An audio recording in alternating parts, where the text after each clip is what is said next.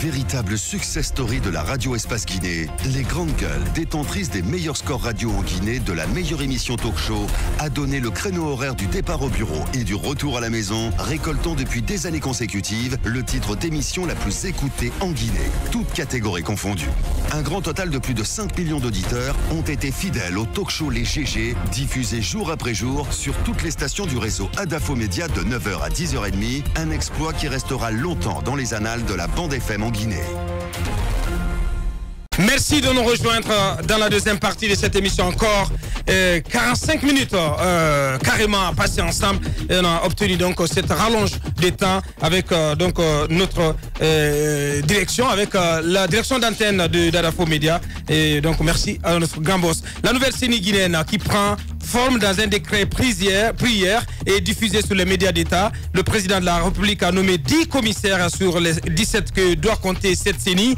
Il s'agit des 7 de la majorité présidentielle, les 2 de la société civile et l'unique représentant de l'administration territoriale. Comme on le voit, il manque à l'appel les 7 représentants de l'opposition qui peinent à s'entendre sur une clé de répartition du quota à elle attribué. Ça achoppe entre l'UFR et l'UFDG sur le nombre de commissaires que chaque parti donc doit avoir et doit désigner au sein de cette nouvelle CENI. On en parle avec notre invité qui est avec nous bien avant la pause, Général Bourema Condé, ministre de l'administration du territoire et de la décentralisation. On va poursuivre le débat avec lui dans un instant. Et on s'intéressera aussi à nos 2 autres invités qui sont déjà dans nos murs. Caris, rappeur français, et Tidiane Souma, PDG des productions Tidiane World Music, fidèle à leur credo, celui d'offrir au public mélomane de Guinée les grosses signatures et les étoiles qui brillent dans le firmament de la world music. Pour ouvrir le bal de la nouvelle année, le rappeur français à succès, Caris, de son vrai nom, Oku Amand Nyakouri, originaire de la Côte d'Ivoire, acteur, compositeur, producteur et entrepreneur. Caris, vous allez le découvrir tout à l'heure, accompagné de Tidiane Souma, PDG des productions Tidiane World Music. Mohamed Mara, on poursuit et on va voir la possibilité. Il y a une question qui me brûle la langue, Aboubacar. Dans un instant, il faut le rappeler. Attendez, Mohamed. Oui. On va vous donner la possibilité à des acteurs de s'exprimer. Dans un premier temps, Aliou Condé, donc, qui va prendre la parole tout à l'heure dans cette émission. Oui, mais juste avant lui, le décret. Parce que moi, j'ai un problème avec ce décret. Monsieur le ministre nous l'a rappelé, il faudrait que dans chaque bloc, dans chaque mouvance, il y ait au minimum 3 partis. Or, lorsqu'on prend la liste, j'ai là la liste notamment des éléments envoyés par la mouvance présidentielle. Vous avez 4 du RPG, 4 du RPG. Il y a les 3 partis. 5, justement. Mais il y a un problème que moi je décèle là. Il y a 5 du RPG, il y a Boubacar Birobari de l'UPR. Vous avez David Camara de la NGR. Ces 2 partis ont-ils concouru aux 2 dernières élections nationales? Sauf erreur de ma part, en 2015, ces 2 partis-là n'ont pas présenté de candidat. Revoyez votre copie, bel et bien, ils ont... La NGR, bien sûr, en 2015. La NGR, non. La NGR a accompagné plutôt le président. La NGR n'a pas présenté le candidat en 2015. Comme l'UPR d'ailleurs. Donc il y a un problème déjà avec ce premier décret. La NGR a compétit, vérifiez vos copies. En la présidentielle, non. Non, la présidentielle, non. Législative, ça veut dire que déjà dans la liste de la mouvance, il y a un problème. C'est que la NGR ne peut pas être présente, notamment comme du point de vue des critères de la loi. Voilà, du point de vue du critère de la loi qui a voté par les 2 partis. On va le laisser répondre. Oui. Pas non plus de députés à l'Assemblée nationale. Si, David Camara, est député. C'est l'unique député de... D'ailleurs, c'est celui qui a tous les privilèges. Et il devrait être 2 députés en plus. Bien. Il quitte l'Assemblée, il va à la CENI. C'est le seul. Non. C'est le seul à avoir tous les privilèges. Ce décret, comme je vous le dis, moi, il me pose problème. Bien, on vous laisse répondre, monsieur le ministre. Très bien. Je crois que je dois encore vous revenir pour vous dire de revoir vos copies. En ce que je sache, et nous l'avons très bien apprécié, les 3 partis présents dans la composition de la liste de la mouvance obéissent aux critères édictés par la loi en son article 7. La loi est là, vérifiée.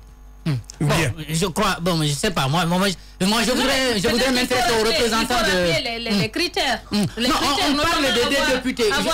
Non, je pense que ce que Mohamed Mara est juste. Les deux partis n'ont pas chacun deux députés et ils n'ont pas participé à la dernière présidentielle. Ça, c'est clair. Moi, je suis formel là-dessus.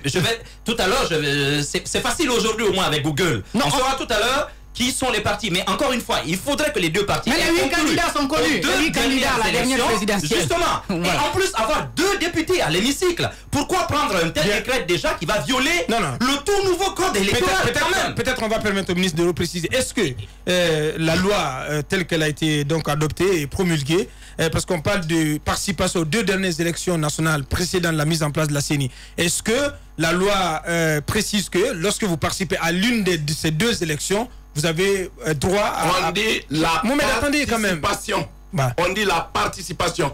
On a dit aux 2 et non à l'une des 2. Il faut bien prendre le mot dans son sens étymologique. Participer aux 2 dernières élections au niveau national. Donc, il s'agit de la législative, des législatives de 2013, je l'ai dit tout de suite et je le reprécise encore, et de la présidentielle de 2015. Participer, ça veut dire quoi? Participer, c'est prendre parti. Donc présenter un candidat. Présenter un candidat. Un candidat à ces élections. Participer, c'est prendre parti. Ça ne veut pas dire forcément. Même si on n'est pas candidat. Ce qui veut dire que même si on n'est pas candidat, si vous participez dans un bloc, vous y avez participé. Mais bien sûr. D'accord, si c'est le cas. Alors, moi j'ai une autre observation. C'est par rapport à la société civile. Je sais que ça n'a pas provoqué de colère. Il n'y a pas eu de débat. Alors, le cas Québec qui reste, et il y a un autre qui arrive. J'ai envie de comprendre qui dépose la liste au nom de la société civile. Parce que ce qui se trame, ce qu'on a appris, c'est qu'il y aurait un deal entre Dansa Kourma et Québec, et pour que donc Dansa permette donc que Québec reste à son poste au niveau de... Et apparemment tout est fait pour que Québec reste à la tête de la CENI. Qu'est-ce qui se passe? Qu'est-ce qui se trame, monsieur le ministre? Tout est fait pour que Québec reste à la CENI. Je ne m'engage pas à la tête de la CENI. À la tête de la CENI, je ne m'engage pas dans ce débat parce que de toute façon, je ne suis pas électeur des commissaires. A fortiori, trouver qui va rester à la tête ou qui ne va pas l'être.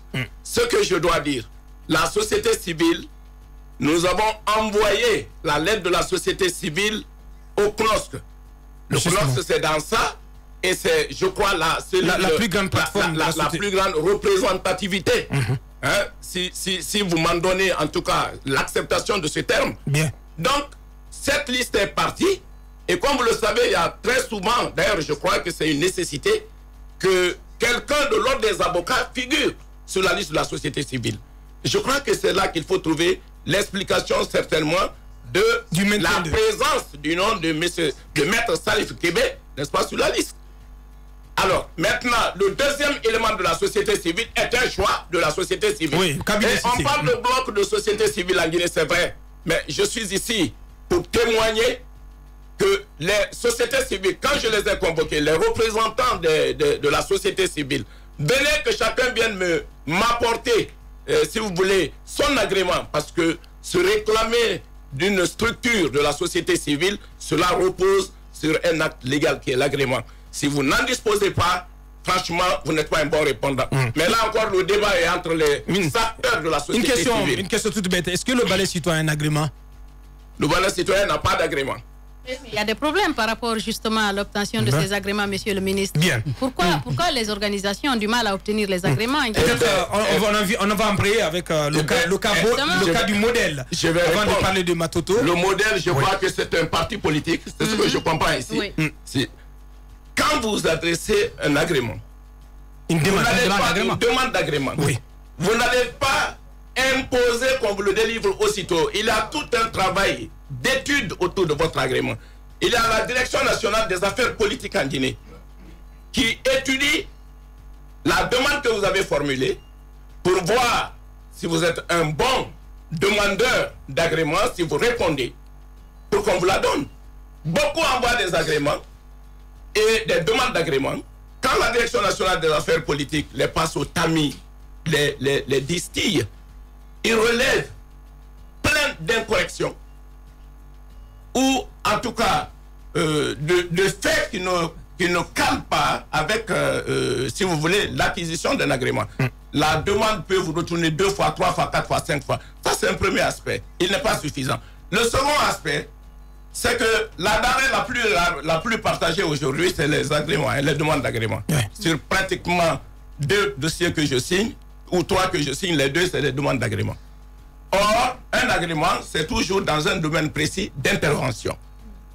J'envoie d'abord le service dépositaire de l'étude des agréments. Ils font leur examen, ils me ramènent. Je m'adresse au département avec lequel ce service-là, cet agrément doit travailler. Quelqu'un qui dit « je vais travailler dans l'environnement ». Il faut bien que le ministre de l'Environnement se prononce sur la compatibilité des objectifs dégagés dans la demande d'agrément avec son département.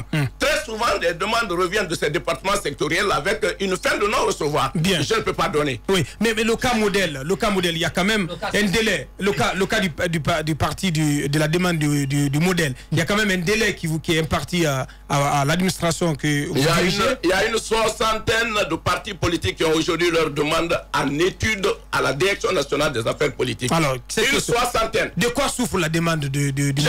Je ne peux pas vous dire ici quel est le modèle qui ne l'est pas. C'est Aliouba. Je ne sais pas. Vous ne connaissez pas Aliouba? Non. Normalement, quand même. le ministère de l'administration devrait disposer. Mais je dis, je ne le connais pas. Vous pouvez pas forcer à le connaître. Bien. C'est important d'évoluer.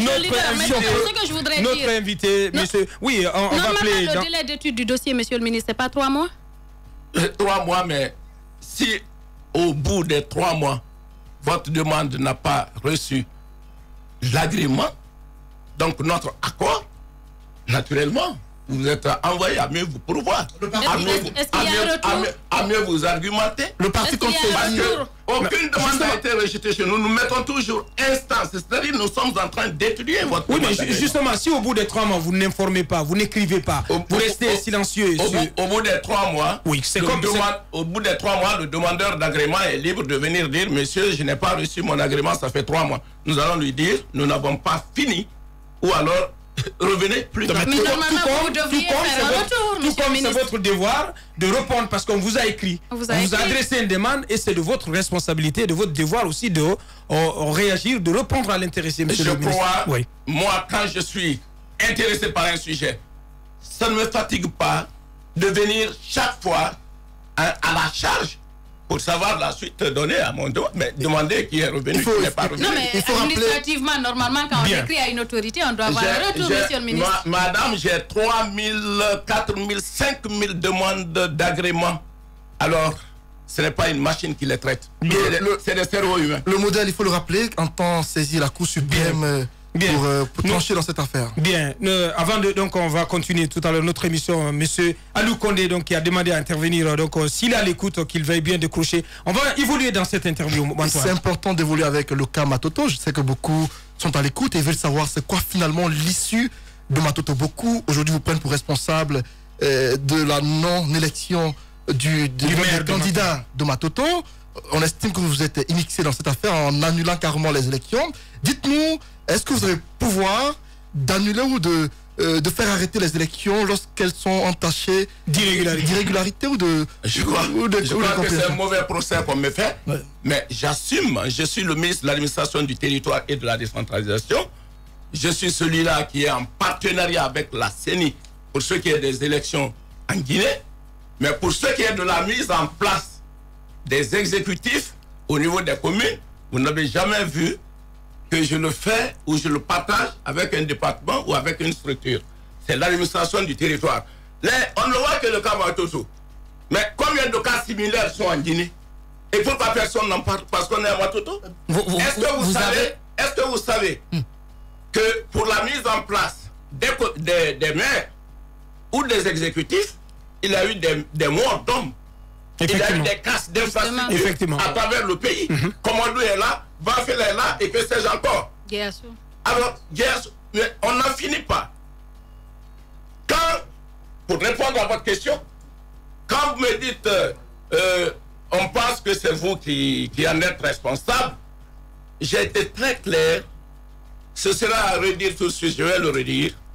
Quand une élection communale n'est pas allée à son bout, que des casses d'urnes soient intervenues, que des déchirures de papier soient intervenues, d'actes électoraux, c'est mon devoir d'arrêter cette élection et de la reprendre. On vous prend en gros, monsieur le ministre. Dans votre déclaration sur l'appel, vous avez rappelé qu'il y avait un truc avec qui c'était introduit. J'ai dit des trucs. J'ai dit des gens dans les images qu'on a suivies. Il n'y a pas d'identité contrôlée. Celui qui a agi s'appelle Moussa Keïta. Moussa Keïta qui est sur la liste RPG Arc-en-Ciel. Sur la liste même du RPG. Il est connu de tous, monsieur le ministre. Non, il est connu de vous. Non, il est connu de vous. Quand vous dites la généralisation abusive est un abus. Quand vous dites qu'il est connu de tous, moi, il n'est pas connu de moi. Mais il est sur la liste du RPG Arc-en-Ciel au communal de Est-ce que vous pensez que sur les 342 communes en Guinée, je suis censé connaître le nom de tous ceux qui existent sur la liste? Vous pouvez faire une vérification tout de même. Non. Et puis vous avez vos représentants à la commune, je crois qu'ils pourraient, n'est-ce pas, vous remonter des informations qu'il faut par rapport à ça. Depuis là, quelles sont les informations que vous avez par rapport à cette crise? Parce que après cette déclaration que vous avez faite pour arrêter donc le processus, est-ce que quelque chose a été fait pour ne serait-ce que sanctionner cette personne que vous accusez d'avoir déchiré le papier, qui a été arrêtée puis libérée par la suite? Écoutez, quand vous me dites, après que l'on ait arrêté cette élection, je ne dis pas arrêté, qu'on l'ait annulée, parce qu'elle a été dérangée, troublée jusque dans les urnes, ma disposition à moi est de la reprendre. Et c'est dans cette position que je suis. Quitte, et je l'ai dit, les services de sécurité ce jour-là qui étaient là auraient mis la main sur quelqu'un pour dire voilà, c'est celui-là qui a fait ceci, parce que quand même un processus électoral est toujours, je le répète très bien, toujours sécurisé. Alors s'il y a eu défaillance à ce niveau sécuritaire, naturellement, je l'ai dit qu'ils n'ont pas la mission ou la prétention de faire pression physique sur quelqu'un. Et vous comptez la reprendre quand, cette élection? Cette élection, nous la reprendrons quand nous aurons réuni tout ce qu'il y a comme mesures sécuritaires, et cela ne saurait tarder, je puis vous rassurer. Et à supposer, monsieur le ministre, que l'un des camps refuse de se plier à cette exigence, qu'est-ce qui va se passer? Quand un des camps refuse de se plier à cette exigence, nous faisons appliquer la loi. C'est quoi? C'est-à-dire la loi, quand vous refusez de venir prendre... Vous adoptez la politique de la chaise vide? Quand vous refusez de venir prendre part à une élection, vous désistez de vous-même de cette élection. C'est aussi clair que ça. Alors, monsieur universel. Moi, j'aimerais vous ramener, en attendant de donner la parole à monsieur Luc Koné qui patiente, sur ce processus qui a été troublé à Maputo, comme vous le dites. Et les médias qui étaient présents ont dans leur écrasante majorité, constaté que par 2 fois au moins, on a compté les bulletins rouges qui revenaient aux candidats de l'UFDG, et que le décompte avait donné 23. Et que c'est au moment où on commençait à compter les bulletins jaunes qui étaient donc ceux du candidat du RPG Arc-en-Ciel, que cet individu, Moussa Keïta, est survenu et donc intervenu pour déranger le processus, comme vous le dites. Est-ce que vous avez la même lecture, vous avez reçu les mêmes informations? Vous qui parlez, est-ce que vous pensez que lorsqu'il s'agit de faire un dépouillement, lorsqu'il s'agit de faire un calcul de vote, il y a des bulletins rouges qu'on compte séparément, des bulletins blancs qu'on compte séparément? Avez-vous vu jamais ce procédure d'évaluation des résultats d'une consultation électorale? Bien. Pas du tout, monsieur le ministre. Mais c'est clair. Mais... Il me dit, on a compté les bulletins rouges jusqu'à 23. Mais les images le démontrent. C'est important. Pourquoi ne compte pas les autres bulletins? Non, mais les images le démontrent. Je vous rappelle. Pourquoi ils ne montrent pas les autres? Non, vous ne nous avez pas compris. Il y a eu 2 décomptes. Attendez, on va s'écouter. Il y a eu 3 décomptes. Certainement, vous ne nous avez pas compris. Parce que je pense que de la façon dont ça se passe, on met d'abord d'un côté les bulletins rouges, de l'autre côté les bulletins jaunes. Et on se met à décompter. Je pense que c'est comme ça que ça se passe. Je n'ai pas dit que on compte d'abord les bulletins rouges, mais on les met. D'abord, c'est ce que j'ai compris, parce que c'est ce que vous avez dit. Voilà. C'est ce que vous avez dit. Mais est-ce que monsieur le ministre est référé aux images filmées par les médias? Parce que c'est important que vous les voyez, et pour comprendre mieux ce qui s'est passé. Parce qu'on a suivi qu'il y a eu 3 décomptes, et 2 fois de suite, le candidat de l'UFDG a obtenu 23 voix, et lorsqu'on comptait les voix du RPG arrivé à 5, Moussa Keïta a troublé le vote. Est-ce que vous les avez suivis? Je suis dans un milieu qui devrait poser toutes les questions sauf celles que vous venez de poser. Pourquoi, monsieur le ministre? Une image, oui, vous pouvez la transformer. Venant d'un média, vous pouvez la transformer 1 milliard. Ça me surprend. 1 milliard. Vous pouvez en faire ce que vous voulez. Il y a une intégralité. C'est le ministre. Vous pouvez en faire ce que vous voulez. C'est le ministre. Vous ne croyez pas à la crédibilité de ces médias qui... J'ai dit, vous pouvez en faire ce que vous ne croyez pas à la crédibilité alors? Vous-même, vous ne croyez pas. Pas du tout.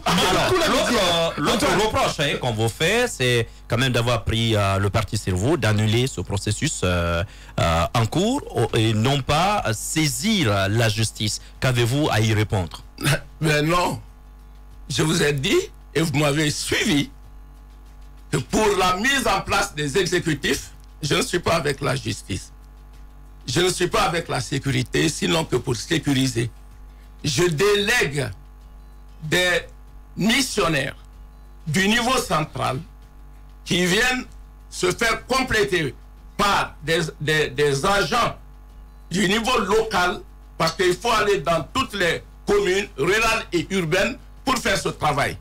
Donc c'est une prérogative dévolue au ministère de l'administration territoriale. Il y a Kalimoudou Yansane qui a introduit un recours gracieux pour attaquer votre décision d'annulation de ce vote. Comment vous y réagissez? Le recours gracieux, vous savez ce que ça veut dire? Non, le recours gracieux. Moi, je ne suis pas un magistrat. Mais le recours gracieux. Voilà. Si c'était ça, il aurait dû écrire au ministre tout simplement, mais ce n'est plus un recours gracieux. Voilà. Il saisit les tribunaux. Demandez aux magistrats ce que ça veut dire. Voilà. Il a tout de même. Donc, il attaque votre décision par voie judiciaire. Voilà. Je vous dis, un recours gracieux, ce n'est pas une attaque. Hein. Alors, moi, je voudrais poser qu'est-ce que vous faites? Qu'est-ce que vous faites? Non. Il m'a informé. Il m'a informé, j'ai écrit à l'agent judiciaire de l'État pour déposer un recours gracieux. Voilà. Ça ne vous concerne pas? Mais que ça me concerne, je ne dirai pas le contraire. Mais quand vous me dites qu'il m'a écrit, il ne m'a pas écrit. Non, j'ai dit il a introduit un recours gracieux. Où? Pour attaquer. Oui, auprès de l'agent judiciaire de l'État. Mais attendez que ceci donc m'en fasse cas. Bien. Mais alors bien. Moi, je voudrais nous allons savoir, permettre, oui, vous posez la dernière question, on va donner la parole à... Monsieur le ministre, quelle incidence cela devrait avoir? Ce décalage qu'il y a, pendant que certains maires sont déjà installés et qui sont déjà, certains ont commencé à travailler, jusqu'à présent, par exemple, le cas de Matoto Kankan, quelle incidence cela pourrait avoir pour la prochaine, poser la question sur le cas Kankan tout à l'heure, oui. Pour le cas Kankan, par exemple, le RPG n'arrive pas à se décider sur la tête de liste, à s'accorder sur un nom. Quelle incidence cela? Est-ce que cela est normal? Vous ne connaissez que Kankan et Matoto, je vous dis, sur les 342 communes, il reste aujourd'hui 14 à installer, 328 le sont déjà. Deuxièmement, un peu partout. Vous avez vu les sénatoriales aux États-Unis la dernière fois. Madame Cynthia Sandy, la sénatrice du Mississippi, a été mise en place 3 mois après les autres sénateurs. Ce n'est pas impossible d'observer ce décalage que nous voyons là où on a pu faire l'élection pour 342 ou pour 328 à une date claire et précise. Qu'est-ce qui empêche la Commission nationale électorale indépendante d'organiser s'il y a lieu de le faire pour 2, 3 ou 4 communes? Bien. Nous allons donc tout à l'heure boucler cette interview avec M. le ministre. En attendant, nous partons sur le terrain pour retrouver M. Aliou Condé. Il est de l'UFDG. Bonjour, M. Condé. Les grandes gueules. Bienvenue dans notre émission. Allez-y, Mohamed. Alors, nous avons dans nos murs aujourd'hui le ministre de l'administration du territoire qui nous révèle d'abord justement sur cette CENI qui nous fait comprendre qu'il y a eu échange épistolaire entre lui et le chef de file de l'opposition, qui est le président d'ailleurs de votre parti. Dites-nous exactement où aujourd'hui, où existe la pierre d'achoppement. Pourquoi l'opposition ne parvient-elle pas à donner la liste de ses commissaires à la CENI? De ces 7 représentants à la CENI. Pourquoi? Bien, écoutez, tout d'abord, je voudrais dire bonjour à mon cher frère, monsieur le ministre de l'administration du territoire. Bien. Et lui donner quitus sur certains articles de loi sur la CENI qu'il vient d'annoncer. Mais par contre, je pense que c'était insuffisant pour l'information des citoyens. Il y a un article qui est l'article 6 qui parle des partis habilités à désigner. On a dit habilités à désigner. Et vous avez un autre article suivant, l'article 8, qui donne la procédure de désignation, qui dit que les partis habilités à désigneront au prorata des résultats obtenus lors des dernières élections législatives et présidentielles. Donc la formule est donnée et elle est impersonnelle. Donc cette formule, quand nous avons reçu donc la lettre de M. le ministre, nous le remercions déjà pour ça, pour avoir reconnu le chef de file de l'opposition dans sa fonction de porte-parole attitré de l'opposition. C'est dans ce cadre qu'il lui a adressé la lettre pour la désignation des cadres de l'opposition. Nous avons écrit à la CENI pour demander à la CENI de nous fournir la liste des partis politiques ayant participé aux dernières élections présidentielles et législatives et les résultats obtenus par chacun de ces partis. Une fois que nous avons obtenu cette liste, ces deux listes, nous avons nous-mêmes fait le tri. On a convenu on est arrivé sur le fait qu'il y avait 3 partis qui répondaient aux critères de l'article 6, c'est-à-dire l'UFDG, l'UFR et le PDN. Nous avons donc envoyé des courriers à l'UFR et au PDN avec les copies des listes envoyées par la CENI. Donc ils ont accepté de venir à l'UFDG. Nous nous sommes retrouvés les 3 groupes. Et la première question que nous avons posée, puisque vous avez reçu les copies de la CENI, est-ce que vous convenez, vous arrivez à la même conclusion que nous, que les 3 partis intéressés sont les 3 là? Ils ont dit oui. Parce que si vous regardez les partis ayant participé aux 2 élections chez nous, au niveau de l'opposition, il y avait 5 partis politiques.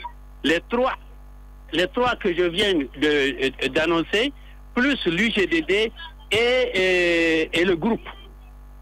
Mais malheureusement, ils n'ont pas rempli le deuxième critère qui était les 2 députés. Maintenant, nous sommes passés au deuxième critère, c'est-à-dire la désignation, l'application de l'article 8. Donc l'UFR a pris la parole en premier lieu pour dire, écoutez, nous ne voulons pas de calcul, on ne rentre pas dans le calcul, on va faire quelque chose de rationnel. Nous pensons que c'est rationnel, que l'UFDG est 4, que l'UFR est 2 et que le PDN est 1. On a passé la parole au PDN. Le PDN dit oui, c'est vrai, nous vous avons 1, mais nous souhaiterions obtenir 2. On m'a passé la parole, j'ai pris la parole, j'ai dit écoutez, nous allons d'abord appliquer la loi. Nous ne pouvons pas faire des quotas a priori. C'est pas d'abord, on n'est pas à une phase de négociation des quotas. Nous devons d'abord établir les quotas fixés par la loi. Alors l'UFR répond, elle ne rentre pas dans ce jeu, elle ne regarde pas les résultats, elle ne se préoccupe pas des résultats. Elle, pour elle, elle a 2 et puis basta. Alors, pour ne pas arriver à une crise, nous avons suspendu la séance pour demander que chacun se retourne auprès de son entité pour prendre, si vous voulez, langue avec sa direction pour voir qu'est-ce qu'il faut faire. Nous avons dit donc que nous nous retrouvons l'après-midi. Pour ne pas faire du temps, nous avons fait les calculs. Et nous avons adressé cette feuille de calcul et au PDN et à l'UFR. Le lendemain matin, nous avons appelé l'UFR pour leur demander s'ils ont reçu le courrier. Ils ont dit oui. J'ai dit où ils en sont. Le chef de cabinet me dit qu'il n'a pas encore vu le président du groupe parlementaire DIN et qu'il l'attend. J'ai dit ok, donc nous sommes à votre attente. N'oubliez pas que le ministre attend la réponse de l'opposition. Nous avons demandé au PDN, le PDN dit ok, il n'y a pas de souci, nous sommes d'accord avec les calculs qui ont été faits, c'est les résultats réels, nous souscrivons, nous désignons notre candidat et nous vous déposons le dossier de votre candidat. Donc nous avons attendu toute l'après-midi, c'est vers 17h30 que nous avons reçu le courrier de l'UFR qui nous dit écoutez, nous avons déjà désigné nos gens et nous avons envoyé notre courrier acquis de droit. Alors, sur la base des calculs qui ont été faits, nous avons donc dressé les calculs donnés 5 pour l'UFDG, 1 pour l'UFR et 1 pour le PDN. 1 pour le PDN parce que la loi dit qu'il faut au minimum 3 partis. Donc à partir du moment où le PDN prend 1, donc le quota et les ratios sont indiqués. Les calculs donnent 5 et quelques pour l'UFDG et 1 et quelques pour le, comment dirais-je, si vous voulez l'UFR. Donc il n'y a pas de discussion par rapport à cela. Donc nous avons fait notre courrier que nous avons adressé à monsieur le ministre en lui donnant les quotas et en joignant la feuille de calcul. Donc si on vous comprend bien, en définitive, ce que vous demandez ce matin, c'est que le ministre prenne en compte et reconnaisse et valide cette répartition. Oui. C'est important ce que je vais dire, c'est la suite. Maintenant, le ministre nous répond qu'il a reçu la lettre de l'UFR. Ah, c'est là qu'il y a le problème. Parce que le ministre, pour nous, ne peut pas recevoir la lettre de l'UFR à partir du moment que le ministre ne s'est pas adressé à l'UFR pour lui demander de déposer les représentants de l'UFR. Et en deuxième recours, le ministre écrit cette fois-ci, Ella Seloudalé, en tant que président de l'UFDG et non en tant que chef de file, pour nous dire qu'il ne prend pas les quotas, que nous sommes en surnombre. Vous comprenez qui est en train de créer le problème? Bien. Nous pensons que le ministre, qui est l'autorité de tutelle, a des services compétents, a la loi à sa disposition, lui-même peut regarder de quoi il retourne. Au cas où ils ne peuvent pas le faire, ils peuvent demander à la CENI, qui a fait des opérations plus complexes, puisque c'est la CENI qui détermine les résultats à la proportionnelle des élections législatives sur la liste nationale. C'est le même type d'exercice qu'on était en train de faire. Il peut demander à la CENI de faire les calculs sur la base des résultats. Ensuite, où le ministre a violé la loi, à partir du moment où il nous dit que c'est l'opposition, le chef de file, qui lui a donné une liste, le ministre doit prendre en compte la liste déposée par le chef de file. Il ne peut pas prendre une autre liste qui est déposée par un autre candidat. Si un autre parti avait déposé une liste autre que l'UFR, qu'aurait fait le ministre? Bien, on a compris, on a compris vos explications, Monsieur Aliou Condé, donc de l'UFDG en direct dans cette émission. Donc on va, ces questions et ces explications qui s'adressent à vous, Monsieur le ministre, vous avez, on a 2 minutes, 3 minutes pour y répondre et pour conclure votre interview. Je remercie mon frère Aliou, l'honorable député Aliou Condé. Est-ce qu'il a le courage de dire au moins ce qu'ils ont arrêté, parce que je ne voudrais pas faire allusion à ces choses-là ici. Si l'UFR m'écrit et que je renvoie cet écrit au chef de file de l'opposition, je ne vois pas où est le mal. Sinon, j'aurais gardé, mais je ne l'ai pas fait. Par courtoisie pour les uns et les autres, je ne peux pas me permettre ceci. Mais c'est reparti chez lui.